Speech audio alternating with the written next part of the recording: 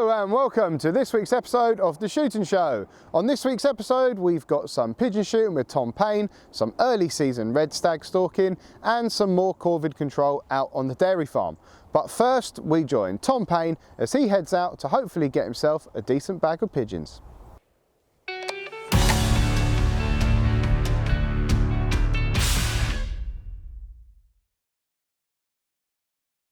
Hi, my name's Tom Payne and welcome to The Shooting Show. Joining me today is a very good mate of mine, Rob Swift.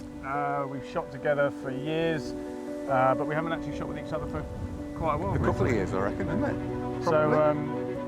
So it's good to have Rob out, and we're over some laid barley. We're 2 weeks late on it, but they've still been going at it. So we're going to see how we get on today.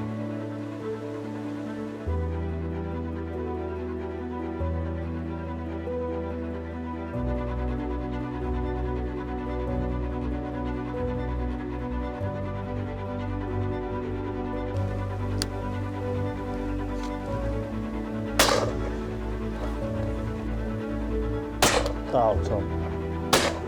That was all. And again. See? Yeah.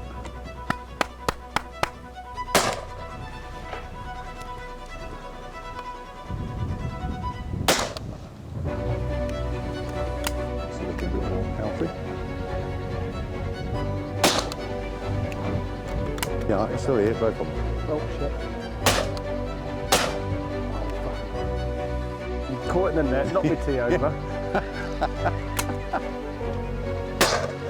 See what you did there?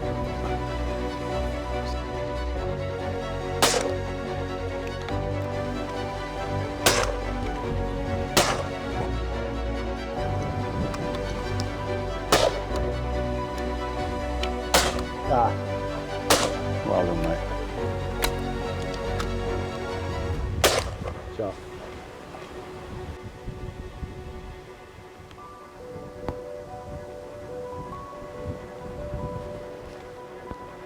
Here we go.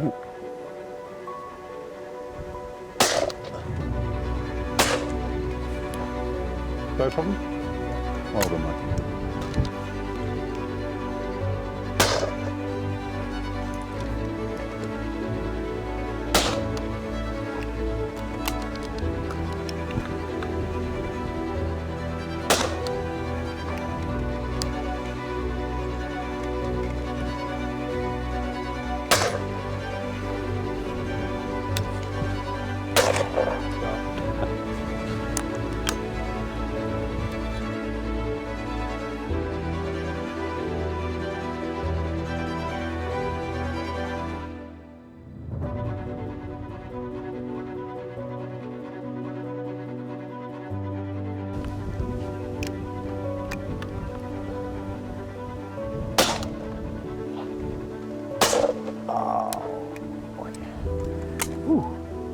Double. Well, useless bastard pigeon.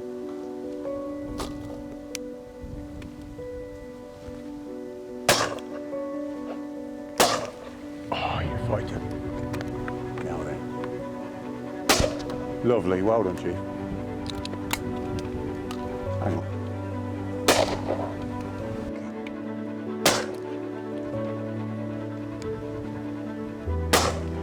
Oxide.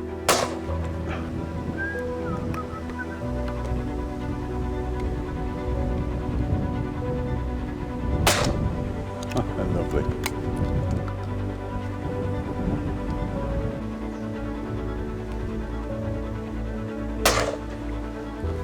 Just about got that. It's close, wasn't it? Yeah. Touch and go. We are halfway through. It is not too short a time. It's about 3 o'clock, isn't it, Swifty? 3 o'clock. Bang on. 3 o'clock. We are on 70 on the nose at the moment, which is, I think we're about where we wanted to be for this afternoon. Shooting's been good. Missed a couple. Killed some good ones. But yeah, so far it's going well.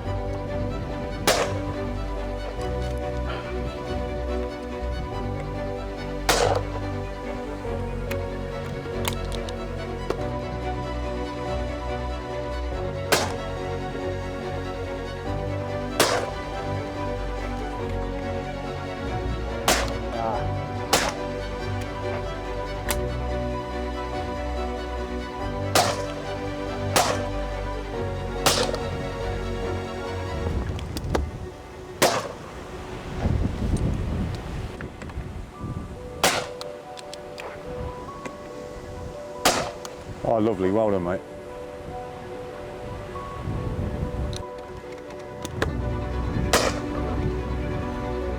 That's down. Oh, you just touched that.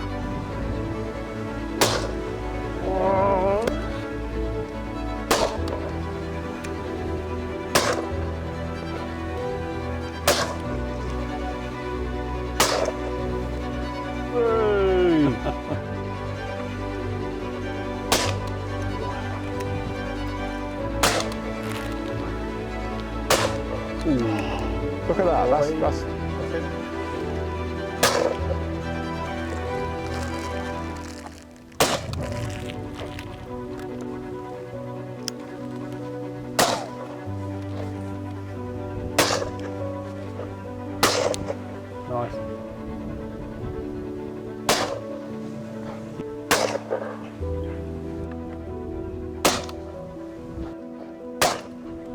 Shot.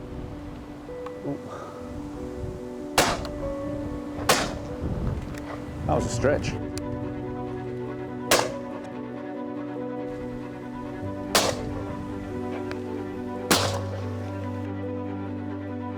Watch this now. Watch that sunny's turn. Stops it. You know, so easy to overdo it.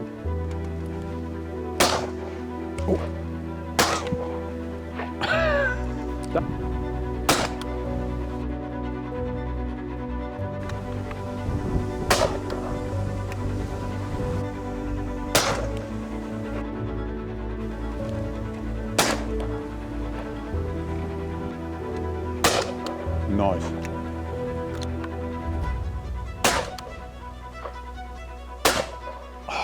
It is 10 to 5. So 10 to 5, we've just hit 150. I've had to carry Rob through most of the afternoon. He's been okay. There's certainly 50 more than we thought we were going to take off this barley, but it's a good job. We've hit this barley a bit late, which is my fault because I technically missed it. But so it's a lot of late stuff here. So the damage the crop has taken, I think, is fairly considerable. What do you reckon? About a week away from harvest? 2 weeks? Less than a week. Less than a week? Yeah, I reckon. Which is quite rare for them to stick to it like they are, but better late than never. There's a crop of wheat over there. They'll certainly be moving on to that fairly sharp, I would have thought. So we're pretty pleased with what we've done today, aren't we, mate? Happy days. All good. Lovely.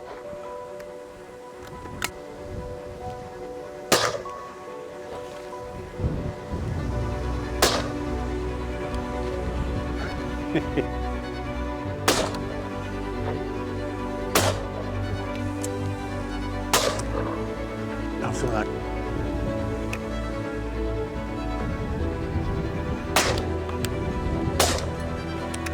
Well, wait. Get somewhere. Oh, have that.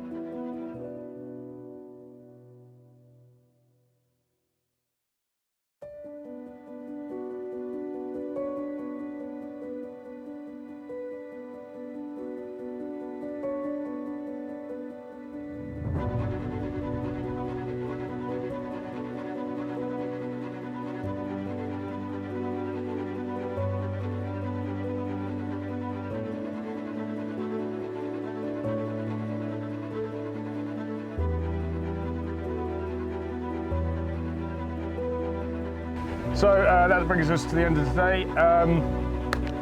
We finished on 176. When we got here midday today, we would have taken 50, wouldn't we? 50 would have been a good day. So we sort of surprised ourselves with a bit of straight shooting. little bit occasionally. You didn't let me down too much. Only the once, as I recall. Anyway, I hope you enjoy the footage, guys. Enjoy the film, and both of us hopefully see you again soon. Cheers. Happy days, thanks.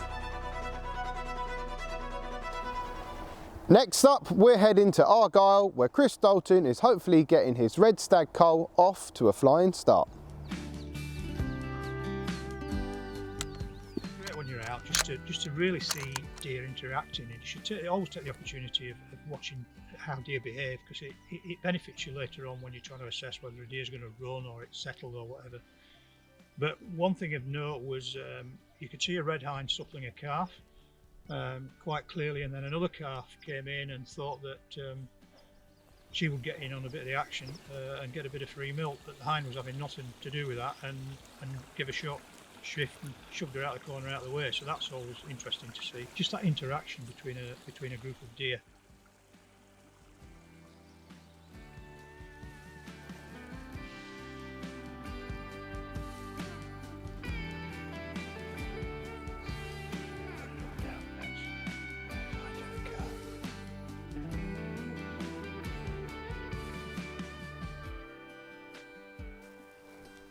Young hind.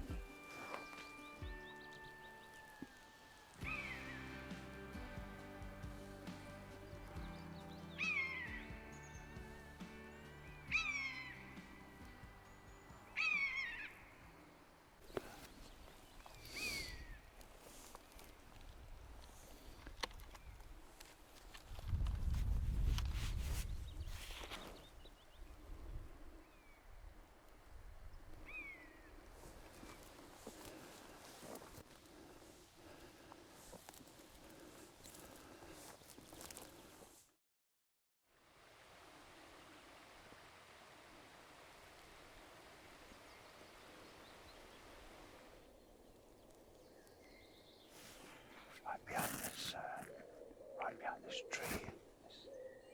Down here. And one behind it.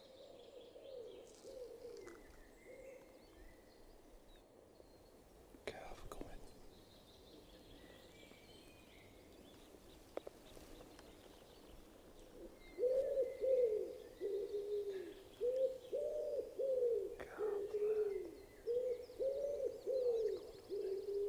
Hey.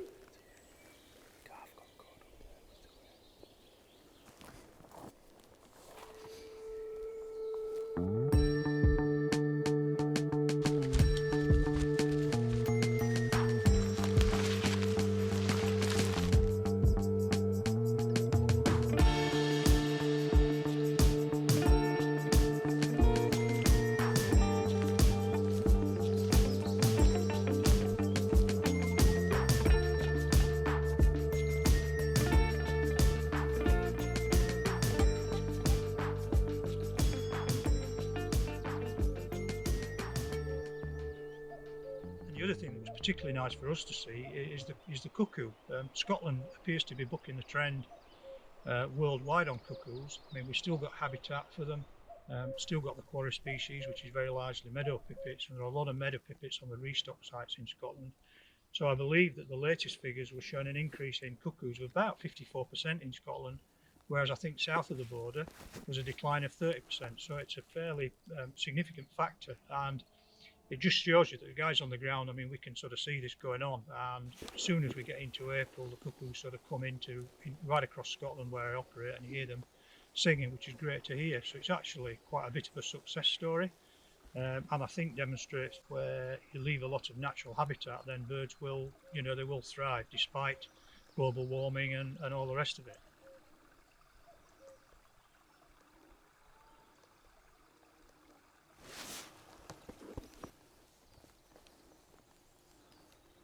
We got a roe in front of us in the hardwoods, and watched her for quite a period of time. I wanted to see if there was a buck with her, but there didn't appear to be, and we didn't see one. But eventually, I couldn't really get her to shift, and I wanted her to sort of quietly go out of the way without barking.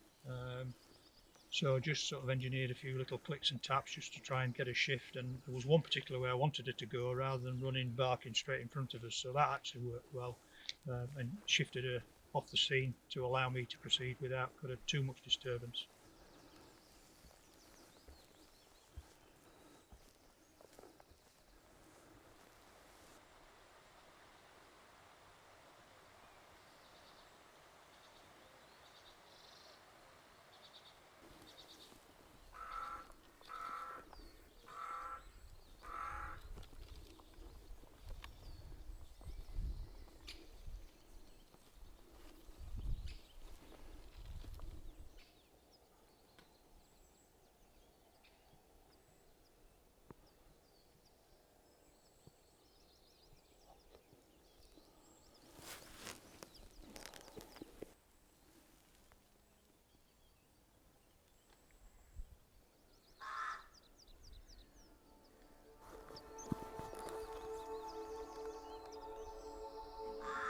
Predominantly the lower ground and mid ground on the estate is hinds anyway, so in the summer months I tend to only see hinds on there, but usually I can find a young pricket or a knobber in and among the group, but no matter how hard I tried and how hard I looked, and no matter how long I glassed a group of hinds to be convinced that there was a young stag in there somewhere, I couldn't find one.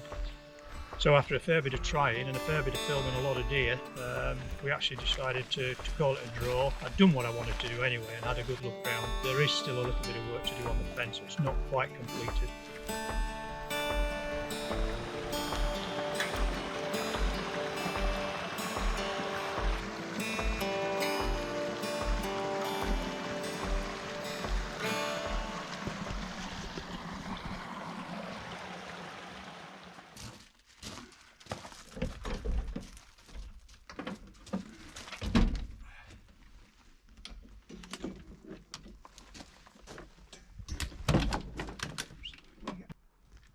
So we moved then down into Argyll.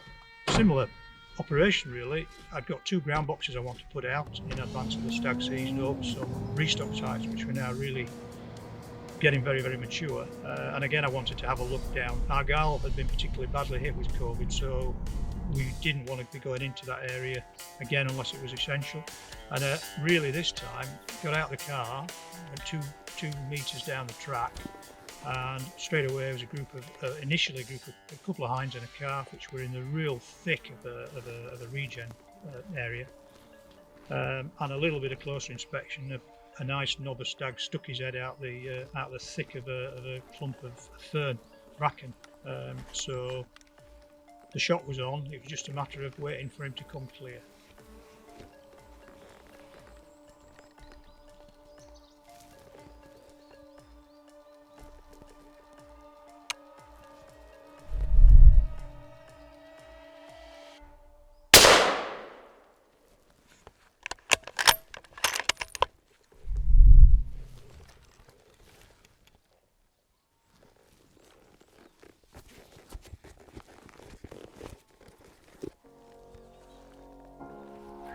Okay, so after quite a lot of trying, we managed to find this lad. It's murder, this cover in here, and I haven't brought the dog because of the midges.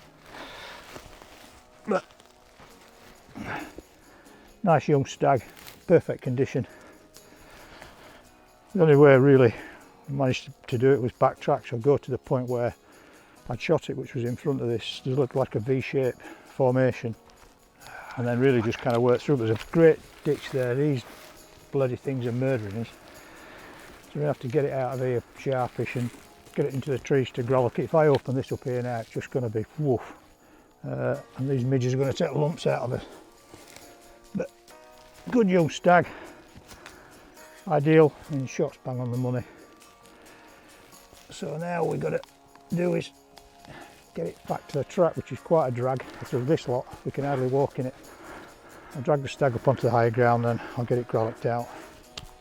The easy part of shooting a stag is the shooting bit. Then you've got to get the bloody thing out back on the track now. So I'll do a field grollock on here and we get the vehicle in. And basically get it loaded up and into the chiller, because it's going to be really warm shortly, even though it's like 4:45 in the morning. It's going to be 30 degrees here today, so you need to get in and out sharpish. And the midges are a nightmare. But anyway, we got there in the end.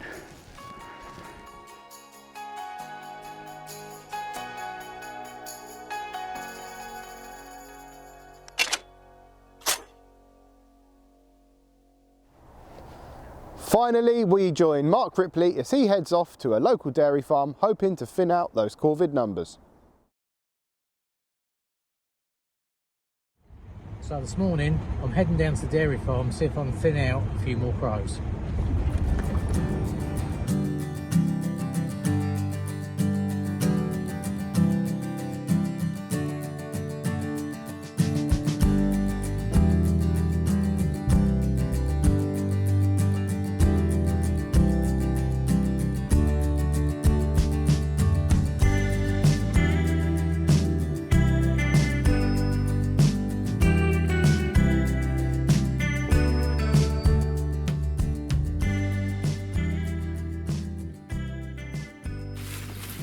This morning I had a really good plan. I was going to come down, set hide up underneath that water tower there, and knock some crows and magpies and that off of these rails and that just here. They tend to fly in, land on those guardrails before dropping into the slurry pits here. But as you can see, the farmer's been round with a strimmer since the last visit, and that's all cut back now, so if I try and put any sort of hide there, that's going to stand out like a sore thumb. So I'm just planning what I'm going to do. I think because the cover's pretty high all around the slurry pit here, I'm going to see if I make myself up a hide somewhere in amongst this lot and hopefully pick off a few magpies or crows in the slurry pit.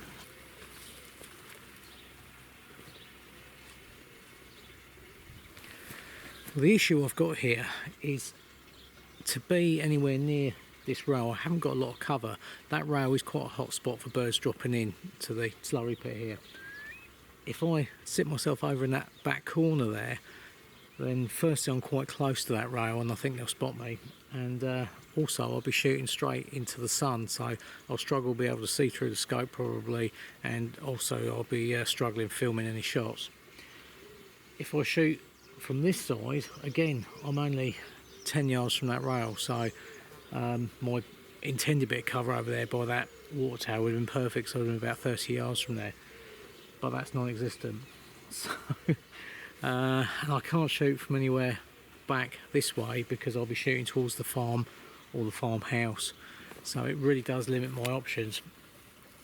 I'm actually starting to think maybe I'll just sit in the barn and like I did the other week, and shoot through the slats and see if I can knock stuff off of here.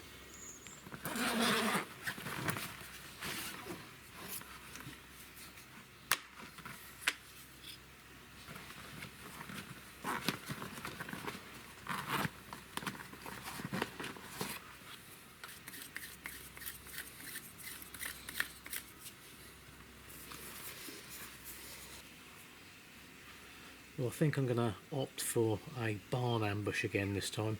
It makes a good bit of cover. It's probably 25-30 yards from that rail there, so hopefully I can stay in here out of sight and knock a few over as they land on that rail.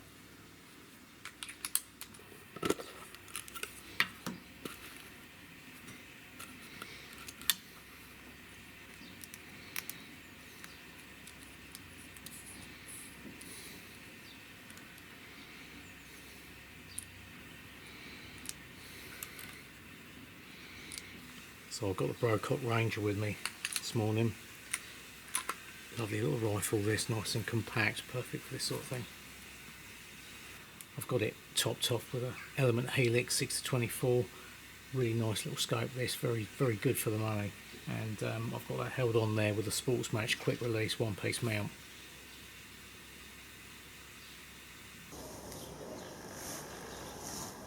For some reason the birds aren't too interested in landing on that rail there and dropping into the slurry pit this morning. Maybe that's something that's happens a bit later in the day, but there are quite a few birds that are dropping in on the maize like last time, so I'm going to see if I can knock one or two of them over.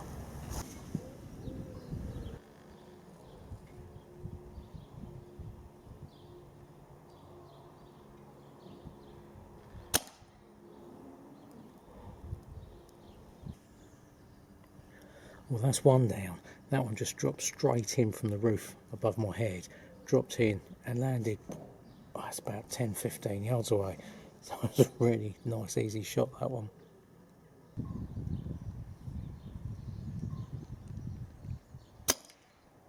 So when I went and picked this lot up, I found at the back of the maize a dead magpie, which I found quite surprising because I hadn't shot at any magpies intentionally, so I was somewhat confused by that because it appeared very fresh. It wasn't until I sat down editing these clips that I realised that in this clip I actually hit the magpie that was sat on the wall of the silage clamp. So I'd shot the crow, the pellet had gone straight through, deflecting at an angle, and hit and killed the magpie. So that shot actually turned out to be a real double whammy. Even though I'm tucked inside the barn here, the birds are still seeing me because the sun's shining through, and I think just when you're moving backwards and forwards, or just even little tiny movements between these slats, I think the cutting the light out between the slats like that suddenly just makes them really aware that there's something going on in here. So I've put up some netting and that just around where I'm stood, and that seems to be doing the trick. That one there didn't take any notice, and I've had a couple that have landed up on the side of the silage clamp, which I can't get a shot at because I'll be dropping pellets into the farmyard behind. But they don't seem to be taking quite so much notice, whereas before, slightest little movement, they were gone.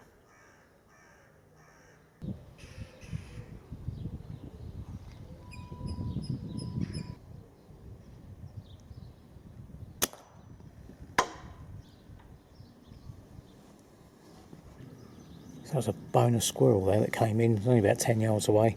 Shot that with a headshot just down here, and the pheasants are taking quite an interest in that at the moment, wondering what's going on.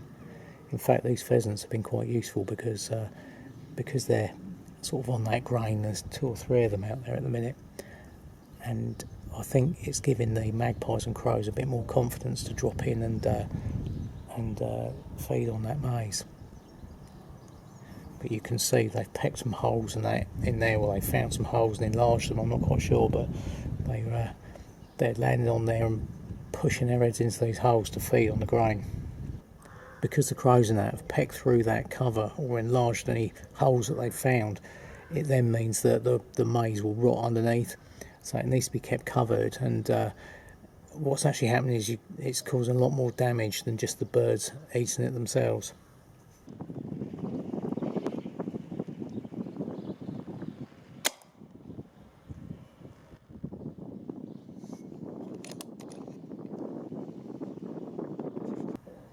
Well, it's the second squirrel down. It's surprising just how many birds and animals actually visit this maize to feed each day. No wonder it goes down pretty quick.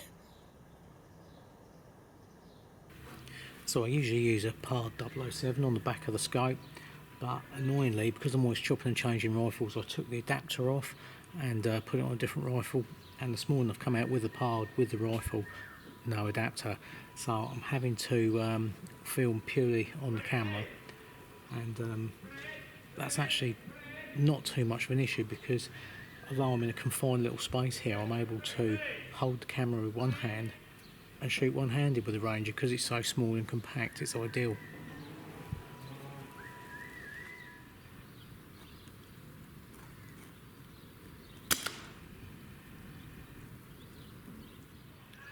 Well, it's looking like it's gone a bit quiet out there now, so I think I'm going to call it a morning, but I think we managed to adapt and overcome today. It hasn't gone quite as smoothly as I was hoping, but we've still managed to knock over. We've got 3 crows and a couple of squirrels, so it hasn't been a bad day. I'm quite happy with that for a couple of hours air gunning. Brocock Ranger has been great fun to use. I love using this gun, and it's proved ideal for this sort of thing when you need a small, compact little gun like that. As always, the Element Scope's done the business. So, hope you've enjoyed it. Thanks for watching, and don't forget to subscribe. Well, I hope you enjoyed that little bit of footage there from the Brocock Ranger. Let's have a look at the rifle in a little bit more depth. So, as you can see, it's a nice little compact rifle. We've got folding stock on there. Nice little 2-stage trigger. I've got it fitted out with a Atlas bipod on the front here. We've got a little Picatinny rail on the bottom there, and you've got another one on the top. So the scope I've got sat on there is a Element Helix. This is the 60-24x50, and I'm using a Sports Match one-piece mount, so that means that I can quickly take that off and swap it for night vision and that if I want to. So overall the rifle measures 710mm or 71cm. That's with the silencer fitted and the stock extended. With the rifle folded down, that measures around about 38cm or 380mm. So overall the rifle weighs about 5.5 pounds or 2.5 kgs, and it has a 256mm long barrel which is threaded on the end to accept a moderator. The action is a side lever cocking mechanism with an 11-shot magazine. So this is an all-metal rotary style magazine. in 2.2. It's clearly labelled on the front though. Just forward of the cocking lever here, there's a little dial which gives you 3 different power settings there, with the topmost setting being maximum power. You'll see at the front of the rifle here on the end of the cylinder you've got your pressure gauge. The filling point is located just below the cylinder with a rotating cover port. The recommended field pressure on this rifle is 240 bar, which will give you about 20 to 30 full power accurate shots. That's in 2.2. This rifle is also available in 177 and an FAC version, which I believe puts out around about 18 foot-pounds. This one is the standard 12 foot-pound legal limit version. So we've got a target out at about 25 yards there, so let's have a couple of shots and see what the accuracy is like.